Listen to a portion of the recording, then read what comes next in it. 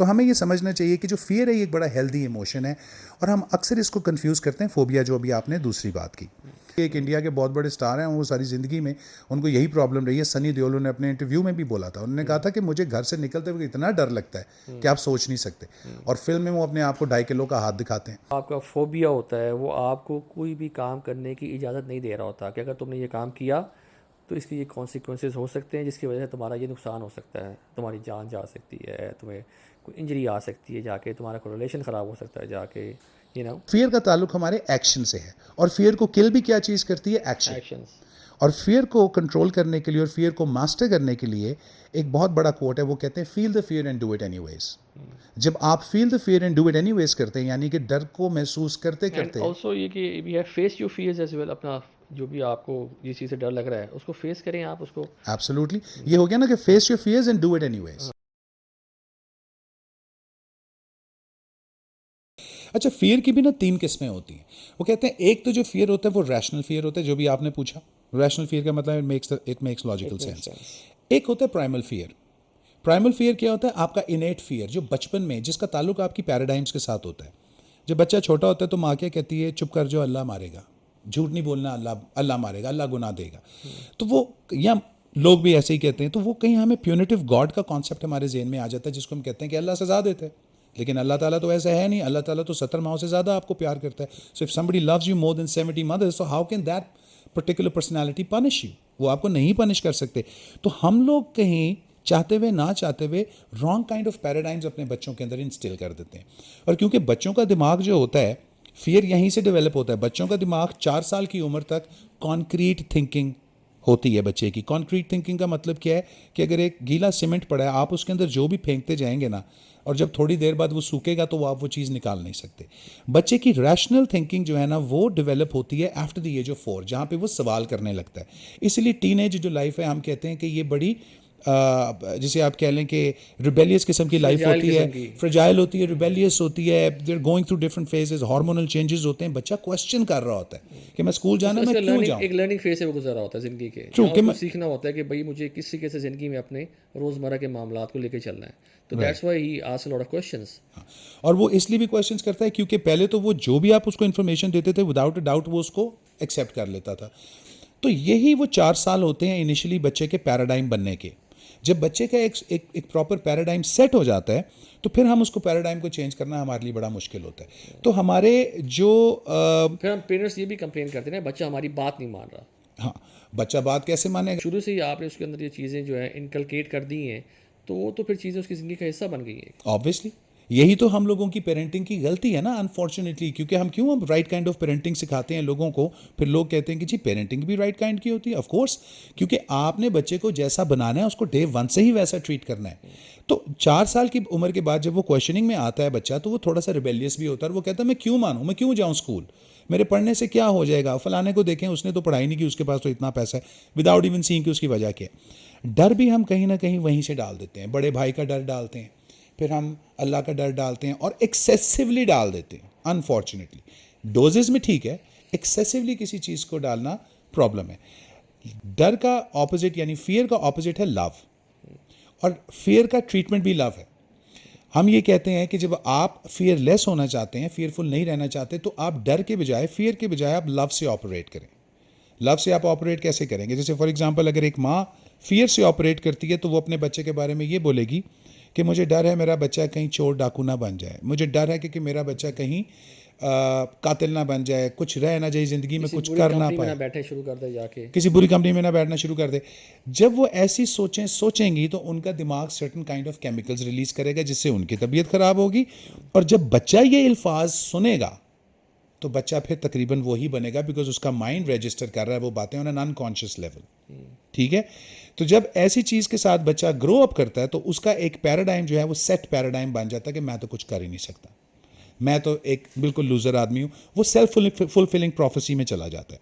तो इन चीज़ों को बड़ा केटर करना पड़ता है। इसीलिए एल्बर्ट बेंडोरा कहते थे, you give me 20 kids and I'll make them into whatever you want me to make them into. If you want me to make them into lawyers, I'll make them into lawyers. I'll make them into serial killers. I'll make them into bankers, or whatever you want me to make them into. So कहने का मतलब है, it's all about the training. It's how you train the brain that makes all the difference.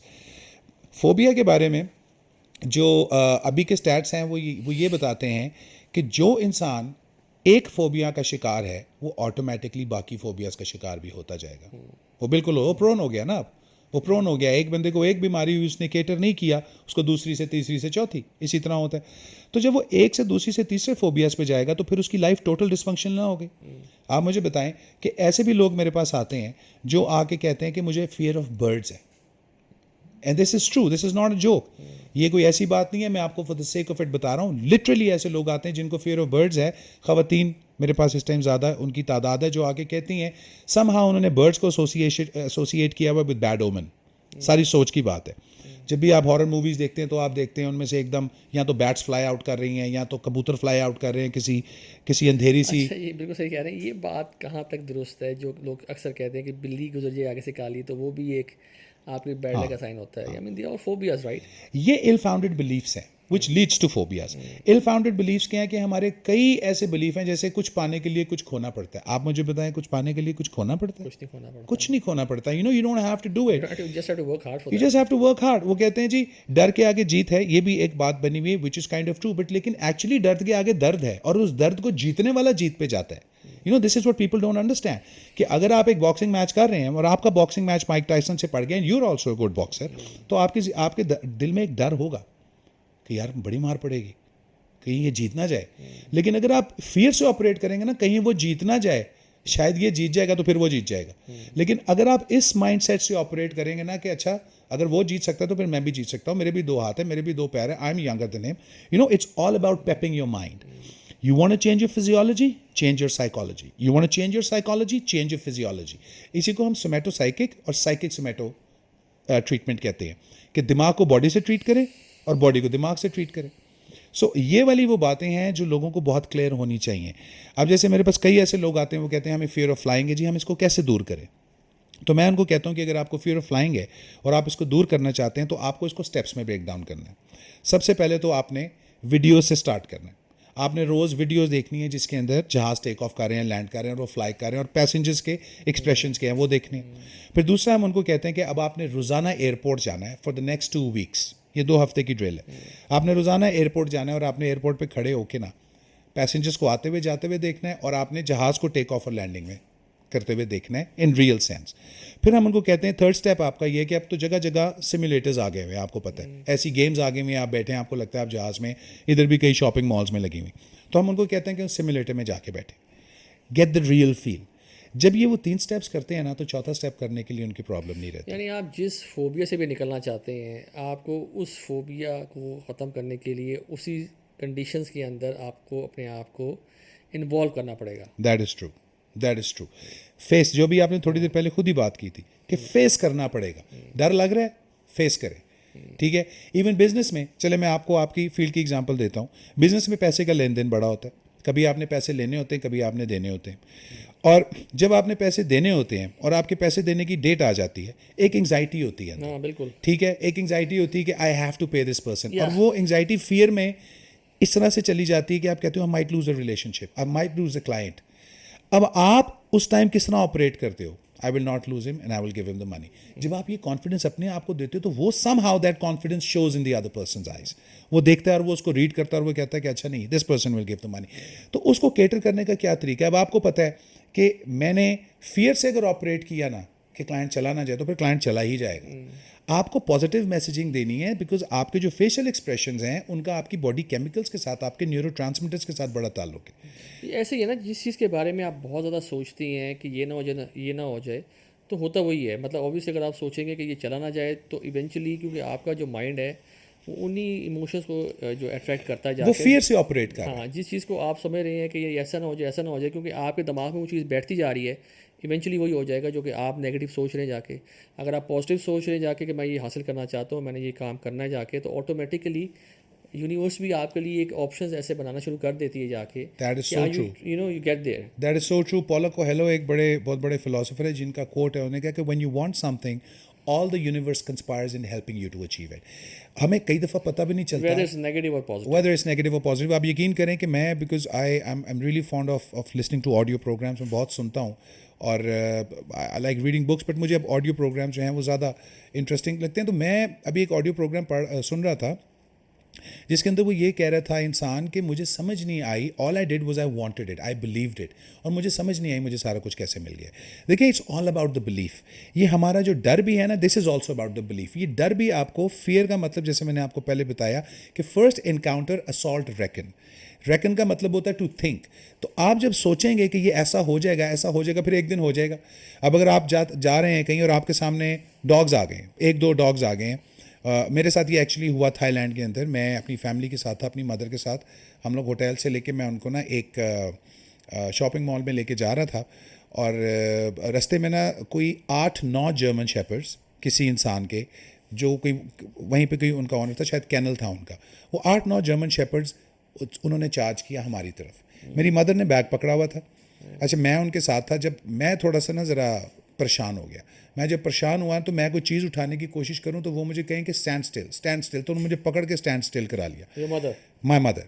तो कुत्ते जब आके वो पढ़ते रहे ना, तो मैं ज़्यादा डर रहा था अपनी मदर से, बिकॉज मेरी एज भी उस टाइम काफ़ी छोटी थी। तो मुझे था कि मेरी अभी टांग पे काटेगा, इधर से काटेगा। तो मुझे समझ नहीं आ रही थी मैं किस कुत्ते को कहाँ से भगाऊँ। तो मेरी मदर ने क्या किया, उनके पास जो बैग था ना उसमें थे तो सारे वैल्यूबल सब कुछ ही उसी में था, बिकॉज हम लोग किसी और मुल्क में गए थे। तो उन्होंने यूं करके फेंक दिया। तो जब वो फेंका है ना, तो सारे कुत्ते जब उसकी तरफ गए ना, तो then my mother shouted, then I shouted कि यार कोई है, इज एनीबडी देयर। तो बंदा फिर पीछे से एक भागता आया, उसने एक विसल मारी और 8 के 8 कुत्ते वापस चले गए। वो एक थोड़ा सा टाइम था। अगर मैं उस टाइम भाग पड़ता या किसी चीज़ को उठाने के लिए जाता, I was surely dead. Definitely, इसमें कोई चक्कर नहीं। बीज का भी आप देख लें, यही हिसाब है। जब आप किसी चीज़ से डरते हैं ना, तो आपकी बॉडी एक स्पेशल केमिकल रिलीज करती है, जिसको हम कहते हैं, हाँ, जिसको हम कहते हैं हिस्टामिन। जब हिस्टामिन आपकी बॉडी से रिलीज होता है ना, इट्स अ फेरोमोन, तो जानवर इसको फौरन स्मेल कर लेते हैं, बिकॉज उनकी स्मेलिंग पावर बड़ी तेज़ होती है। और जानवर अटैक सिर्फ उस इंसान को और उस जानवर को करता है जिसकी बॉडी हिस्टामिन रिलीज कर रही है, जिससे उसको पता है मुझसे डर गया। जब आप किसी चीज़ से डरते नहीं है ना, तो वो भी बैक ऑफ कर जाते हैं। I have seen lions backing off dogs. Videos ही देखते हैं आप कि कुत्ता नहीं डरा, चीता एंड में कहता है कि जाए यार, या तो तू पागल है या तो मेरे नाल कोई खराबी, एंड ही मूव्स बैक। तो हमें ये समझना चाहिए कि वे केमिकल बीइंग्स, हमारी जो भी सोच होती है, हमारा जो भी सोच का महवर होता है, हमारा जो एक्शन होता है, वो सर्टन केमिकल्स हमारी बॉडी में रिलीज करता है, जिससे हमें फीलिंग्स और मूड्स और वो सारी जो बेचारे, फियर भी यही है ना कि it's a very unpleasant feeling because of a threat, कि आपके जेहन में कोई परसीव थ्रेट है किसी हार्म का, और आपको एक अनप्लेजेंट फीलिंग हो रही। तो इस चीज़ से बचने का क्या तरीका है? जैसे मैंने आपको पहले कहा, face the fear and do it anyways. दूसरा, you have to go into a training. अगर तो आपका फोबियाज डेवलप्ड है, तो वो 15-20 मिनट के पॉडकास्ट से या हमारी कई घंटे की बातचीत से भी उस तरह से फ़र्क नहीं हो सकता, अवेयरनेस हो सकती है। अगर आप उस चीज़ से अपनी जान छुड़वाना चाहते हैं, तो you actually have to come into training. आप ट्रेनिंग लेते भी रहे हैं बाबा। मैं जहाँ तक मुझे याद है, आपने एक दफ़ा स्नेक का, कई लोगों को फोबियाज होते थे, ट्रू। तो आप उनको बुला के उनको ऑब्वियसली स्नेक्स के साथ थोड़ा सा टाइम गुजारते थे वो लोग आके, ताकि आहिस्ता आहिस्ता उनका फोबिया जो है वो ख़त्म हो। तो ये भी थोड़ा व्यूअर्स को बताएं कि वो किस तरीके से सारा प्रोसेस आपने किया था। वो हमारा जो प्रोसेस था, मेरे टीचर हुआ करते थे जो तब मेरे बॉस थे, अभी भी मेरे टीचर हैं, अल्लाह उनको लंबी ज़िंदगी दे, डॉक्टर सदाकत साहब। विलिंग वेज में मैं उनके साथ था। I was the director for the organization. तो हम वहाँ पे ना एक फियर एंड फोबिया सेशन करते थे, जो डॉक्टर साहब की ही इजाद थी। उन्होंने कहा कि लोग छिपकलियों से डरते हैं, हम इनका सांपों से डर उतारेंगे तो फिर छिपकली से डरना छोड़ ही देंगे। तो फिर वहाँ पे हम क्या करते थे, कोई 15-20 हमारे पास कोबरा स्नेक्स होते थे, बड़े बड़े स्नेक्स होते थे। और उन स्नेक्स को ना हम पूरे हॉल में, जहाँ पे लोग बैठे होते थे हमारे फेयर एंड फोबिया की, हमारी अटेंडेंस होती थी कुछ 100-150, एक सेशन की 125-150 लोग होते थे। तो उनके बीच में हम वो स्नेक्स छोड़ देते थे, और हम किसी को नहीं कहते थे कि आपने इसको पकड़ना है, ठीक है। हम उनको कहते थे आप बस बैठे रहें, आप जहाँ बैठे रहें, ये बैठे हुए हैं यहाँ पे। तो उनके पहले हमने क्या किया कि जो स्नेक्स होते थे, पहले हम उनको पटारियों में रखते थे, सिर्फ पटारियाँ वहाँ रखते थे, स्नेक्स नहीं खोलते। आहिस्ता आहिस्ता लोग इम्यून हुए, तो ना आहिस्ता आहिस्ता उन्होंने कहना शुरू किया, अच्छा इसकी पटारी तो खोल के दिखाएं, सांप है भी कि नहीं। तो आहिस्ता आहिस्ता जब हमने पटारी खोली तो एक नया रिएक्शन आया। तो कुछ दिन हमने पटारी खोल के, और बंदों की ड्यूटी होती थी कि इनको बाहर नहीं निकलने देना सांपों, उसमें रखा, जार्स रखे हुए थे उसमें थे। फिर आहिस्ता आहिस्ता ये वक्त आया कि लोगों ने आके कहा कि, बिकॉज वो हमें हैंडलिंग करते देखते थे, मैं जब भी सेशन ले रहा होता था मेरे दोनों हाथ में कभी कोबरा होते थे, कभी पाइथन था, कभी कुछ था, तो उनको भी होता था कि अच्छा चलो हम इसको टच कर लें। तो वो आते थे, मैं इसको टच कर लूँ, मैं कहता जी कर लें। वो पहले टच करना करते करते वो स्नेक पकड़ लेते थे। और ये वही लोग हैं जो छिपकली से डर रहे होते थे, फिर स्नेक के साथ अपनी तस्वीरें खिंचवा रहे होते थे। तो observation is the best tool for learning. आप जब ऑब्जर्व करते हैं ना किसी को कोई काम करते हुए देखते हैं जब आप, तो फिर आपके चांसेस उस काम को करने के 110% इंक्रीज कर जाते हैं। You need a good coach for that as well. Of course you need a coach for everything in life. तो ये एक बड़ा सेशन बड़ा ज़बरदस्त था। फिर एक वक्त आ गया कि जब हमने 20-20 30-30 सांप वहाँ पे छोड़े होते थे, वो किसी पे चढ़ रहा है, किसी पे उतर रहा है, सबको पता लग गया ये नॉन वेनमस स्नेक हैं। ये अगर हम इनसे डरेंगे तो ये इरेशनल फियर है। अगर ये अली मुर्तज़ा को नहीं काटा, अगर ये जिमी को नहीं काटा, अगर ये फलाने को नहीं काटा, तो मुझे क्यों काटे? फिर हमने उनको स्नेक हैंडलिंग सिखाई। एंड लाइकवाइज ज़िंदगी में भी ऐसा होता है, जब आप, मेरा ये बड़ा स्ट्रॉन्ग मानना है कि अगर आप छिपकली से डरेंगे तो आप ज़िंदगी में कामयाब इंसान नहीं बन सकते। ठीक। बिकॉज छिपकली से डरने का मतलब क्या है कि फिर आप सांप से भी डरेंगे, फिर आप कुत्ते से भी डरेंगे, फिर आप ज़िंदगी में डिफरेंट चीज़ों से भी डरेंगे। तो सबसे पहले आप छिपकली से डरना छोड़ दें। सबसे पहले आप बल्कि आप डरना ही छोड़ दें। और डरना छोड़ने का तरीका क्या है? It's all about practice. आपको इसकी ऑल्टरनेट वेज जो होते हैं उनकी प्रैक्टिस करनी चाहिए। जैसे सबसे पहले feel the fear and do it anyways. उनको छोटे छोटे स्टेप्स में ब्रेक करें जो भी आपका फियर है, और उसको आहिस्ता आहिस्ता हेल्प के साथ अचीव करते रहें, क्योंकि जब तक आप ये नहीं ना करेंगे आप पैरालाइज रहेंगे अपनी ज़िंदगी। तो व्यूअर्स, आपने आज बड़ी डिटेल से सुना है बाबा को फियर एंड फोबिया के बारे में बात कर रहे थे। वो कौन से स्टेप्स हैं जिनको लेके आप फियर और फोबिया से बाहर आ सकते हैं।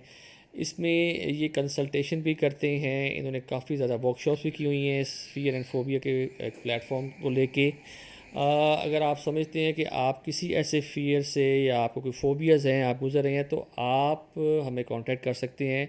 हमारे सोशल मीडिया पे पेजेस हैं जिमी एंड बाबा पॉडकास्टिंग के नाम से। आप उनको लाइक कर सकते हैं, शेयर कर सकते हैं, और उसको आप सब्सक्राइब भी करें।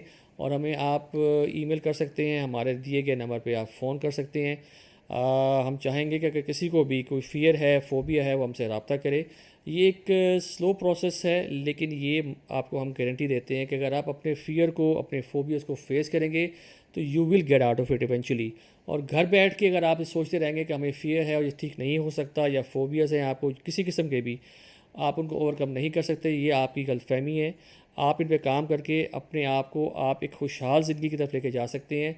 आप से इंशाल्लाह अगले शो में दोबारा मुलाकात होगी एक नए टॉपिक को लेके। तब तक अपना बहुत बहुत ख्याल रखिएगा। अल्लाह हाफिज़।